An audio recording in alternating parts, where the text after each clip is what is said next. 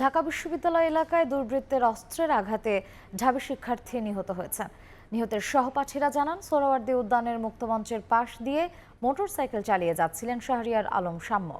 এ সময় একটি মোটরসাইকেলের সঙ্গে তার ধাক্কা লাগে। পরে ওই মোটরসাইকেলে থাকা ব্যক্তিদের সঙ্গে কথা কাটাকাটির এক পর্যায়ে অজ্ঞাত 7-8 জন ধারালো অস্ত্র দিয়ে এলোপাথারি ছুরিকাঘাত করে পালিয়ে যায়। পরে গুরুতর আহত অবস্থায় উদ্ধার করে ঢাকা মেডিকেল কলেজ হাসপাতালে নেওয়া হলে কর্তব্যরত চিকিৎসক তাকে মৃত ঘোষণা করেন।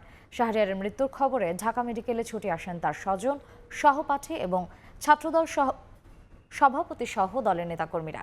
ছাত্রদল সভাপতি জানান, শাহরিয়ার আলম সাম্য ঢাকা বিশ্ববিদ্যালয়ের শিক্ষা ও গবেষণা বিভাগের মাস্টার্সের শিক্ষার্থী এবং এফ রহমান হল শাখা ছাত্রদলের সাহিত্য ও প্রকাশনা বিষয়ক সম্পাদক ছিলেন।